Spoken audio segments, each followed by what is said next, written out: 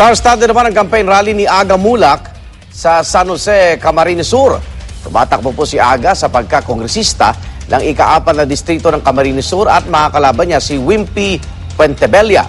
Darito ang report ni Mike Biando ng GMA Bicol.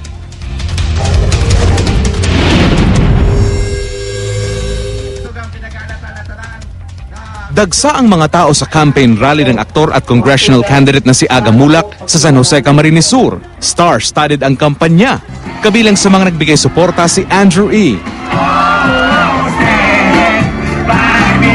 Nakisaya rin sina Eli Buendia, Bayani Agbayani at megastar Sharon Cuneta. Naroon din ang mister ni Sharon na si Senador Kiko Pangilinan. First time ko nakita, ang dami ko nang inatinan na campaign ng eleksyon. Ngayon ako nakakita na pinagsama-sama ang superstars ng industriya para sumuporta ng libre. Walang bayad. Napakahirap pong gawin yun. Very warm ang mga taga-Camsur. Tsaka syempre we're happy to be here because of our friend. Mas lumakas ang hiyawan nang mismong si Aga na ang umakyat sa entablado.